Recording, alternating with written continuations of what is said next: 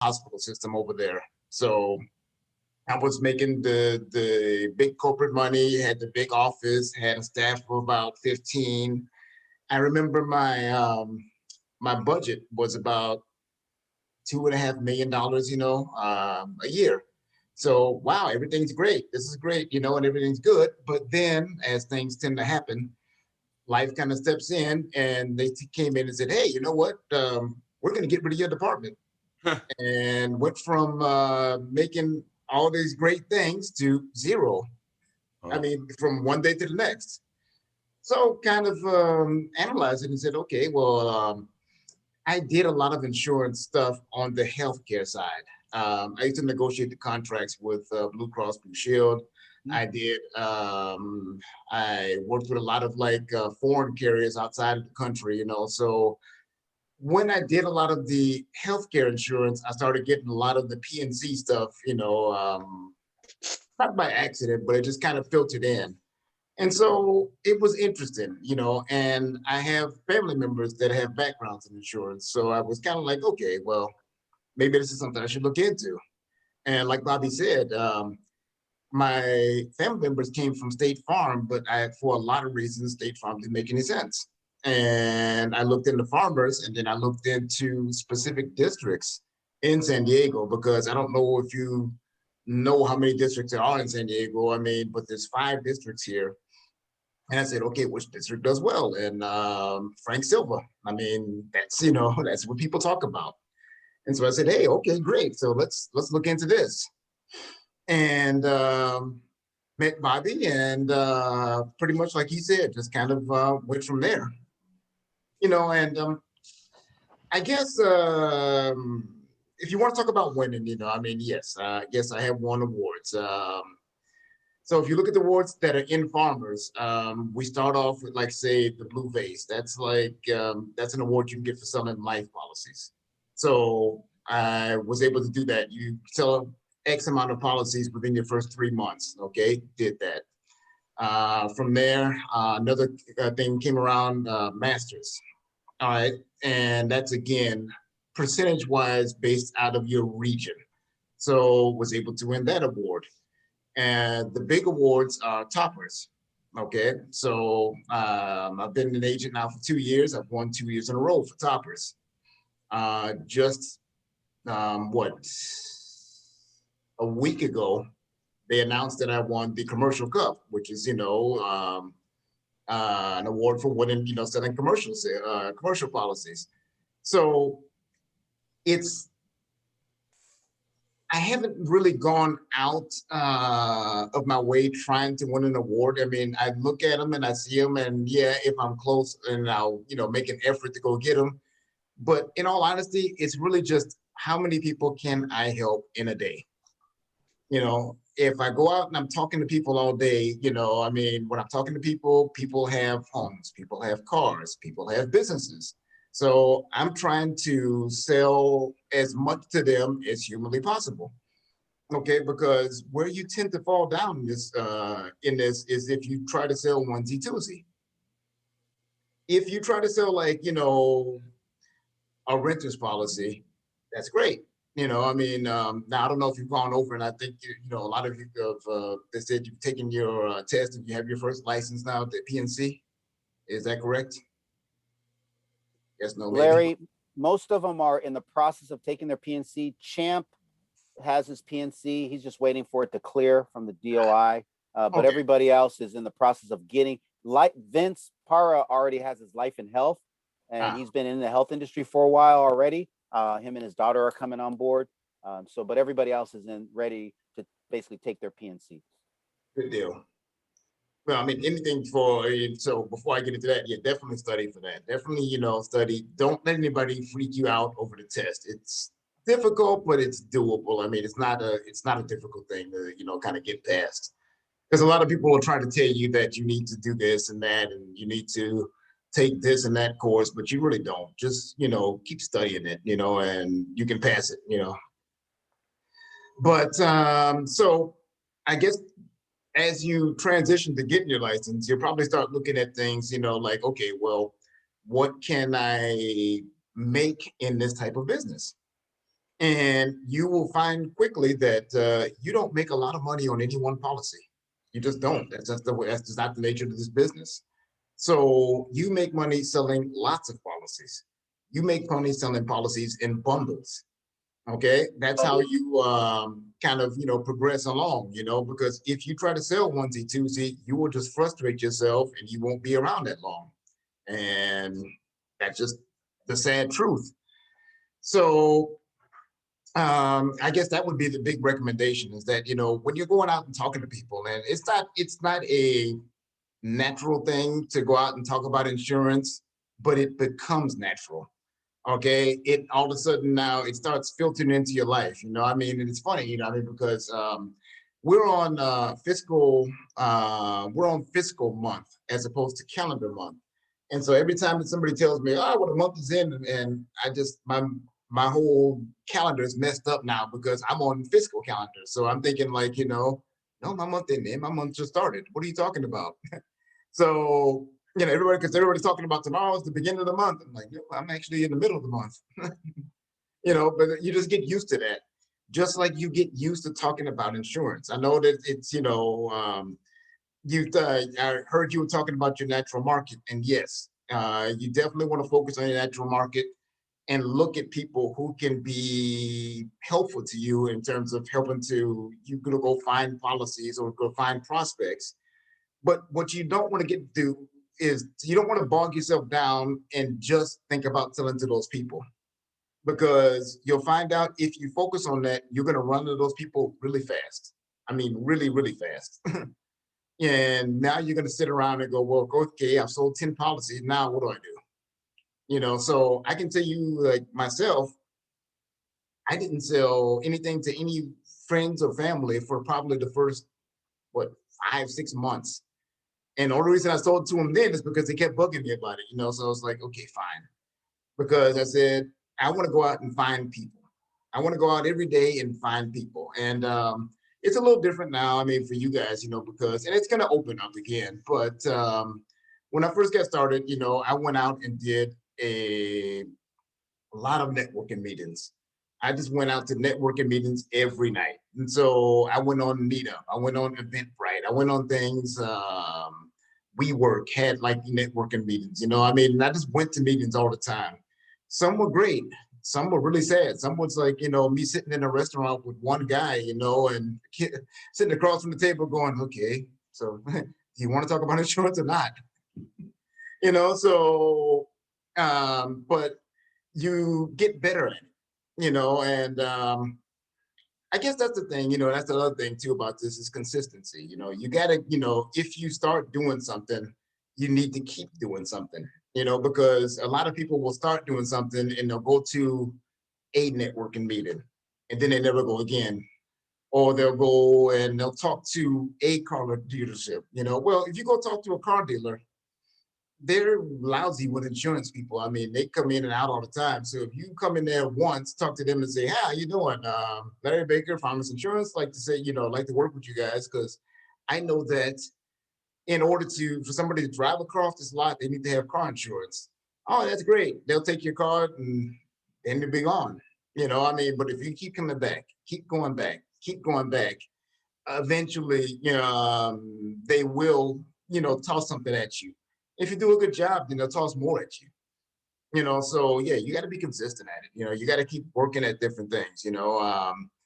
And figure out, what works. I saw Bobby put in there niche. I mean, yeah, what is your niche? I mean, and there's a lot of different things that you can kind of look at and focus on in terms of how to kind of advance yourself. You can look at car dealerships. You can look at mortgage lenders. You can look at real estate professionals. You can look at you mentioned like kids. I mean, if your kids do team sports, you can network with the other parents. I mean, there's a lot of different things you can do, but whatever you do, just be consistent at it and just keep working at it. And you will find that you'll have success. You won't have success initially, because initially you probably won't be that great at talking about insurance. I mean, it's not a natural thing, but you get better and you will get a lot better if you just keep doing it. So I guess the funny thing too, I mean, now, I guess, Stephen, you said now you have a master's degree, correct? You have two master's degrees. No, Okay. no, three. Yeah, three. Okay. You just didn't want to leave school, right? No, it's just that it helps me with finance. I understand. I like finance a lot, so that's my thing. I Okay. like telling people about finance, Okay. like educating people. Good deal. So, and this is for all of you out there. I'm sure that when you were first looking out there, I mean, you know, and you've heard people. I know when you're in college, especially because I was at San Diego State myself. People tend to downplay insurance, and they say like, you know, oh God, insurance sucks. You know, you don't want to go into insurance. You don't make any money in insurance. Why would you do that? No. Okay. I was on the call last week with an agent up in Orange County, actually Riverside County. This guy started from scratch. He's sitting on about 11,000 policies right now. And literally, if you figured about like, you know, every 1,000 policies gives you about $10,000, you know, he's bringing in about maybe $100,000 a month, you know, so it is doable. It doesn't happen overnight, but it's doable. So I guess if you are started on this path, I'd like to see what questions would you have? Any questions, guys? I do have a question, but I want to make sure you guys, any questions you have for Larry? I have one question. Like, what's the biggest obstacle you faced when you first started? Biggest obstacle is just getting out and doing it. You know, I mean, because there's you know, there's a lot of exercises that you'll try and you think, okay, like I said, talking about insurance is it's not natural, it's different. You know, I mean, and most people are not used to doing that. So I believe there's an exercise that you may do or getting ready to do where you go out and put together like your natural market and say like, let's see. Remember, Larry, the marketing surveys? That's what I was going to get to. Yeah, the yeah, I marketing know. surveys, Yeah, okay. tell that story, Larry, because you have a funny So- story because you went out to the mall, right? Yeah, I know. So, okay, I was a guy who like went out with a clipboard to the mall, you know, trying to stop people. Yeah, you want to find out how fast people can run away from you. Walk up to them in the mall with a clipboard, trying to ask them about insurance questions. Yeah, that's a fun day. That's a really fun day, you know. I mean, but you know, you start looking and saying, okay, well, I don't want to be that guy again, you know. So I need to like kind of adjust myself and do something else different. You know what I mean? So now the funniest thing about that now, I remember that what we had to do. How many people were we supposed to get on that one, Bobby? I'm trying to think. Yeah, 50 marketing surveys, 50 of them. Right? We're We're supposed to do it. supposed to do 50. Yeah, I think I did something like, you know, at the end of the day, I did something like 100 and something. I don't know. yeah, Some silly, you know, some amount, Yeah. you know, because you start, you know, what it is you got to go out there and figure out what works and what, especially what doesn't work and adjust. yeah. That's a great story. I forgot about that. That was the mall thing, and again, just like you guys heard from O'Sheen, JP, you've heard from Richard Newman. They all had the exercise to do 50. They all did way more than 50, right? It wasn't, but some of you are struggling. Remember, we talk about thoughts, feelings, actions, right? We all have a thought. So some of you have a thought about and a feeling about doing the marketing surveys. Well, Larry had a thought too, like, but he pushed through it, right? And then he goes, okay, if they're telling me I need to do this, let me do it. Obviously, there's a benefit to it. What was the biggest takeaway once you started doing those marketing surveys, Larry? What was the takeaway for you? Kind of rewind yourself a couple years when you started talking to people about asking about the insurance and how much they really didn't know. The biggest thing is that, you know, you find out that people, you know, once you start talking to them and once they get to open up, you know, most people don't know anything about insurance. You know, and I'm talking about, you can go and talk to a lot of professional people. You can talk to lawyers, you can talk to doctors, and you think, oh my goodness, I'm going to talk to a lawyer. He's going to, you know all sorts of stuff. No, nobody knows anything. They really don't. You know, I mean, and you know, you can just go out and talk to them, and it's amazing, you know, what people tend to like kind of, you know, take for granted or don't, you know, really look at and stuff. So then you become the expert, you know. And yeah, truthfully, I mean, if you study this stuff and you become licensed, you are the expert, you know. And so you need to approach talking to people like that. And there will be questions that you do not know the answer to, but they're easy to find. And you have a great staff there in the district office that can kind of go and let you know, hey, you know what? Yeah, I've seen that before, you know, and this is the answer, or this is how we find the answer. So yeah, take advantage of that. But yeah, no, the surveys, I mean, it's great because now you get to start quoting people right off the block, you know, and that's what they're great for. You know, I mean, you get to go out and say like, okay, I'd have X amount, I've loaded them into the database. I can just start quoting people, you know, and see. And you'll see sometimes that your quotes will come in great. Sometimes your quotes will come in not so great.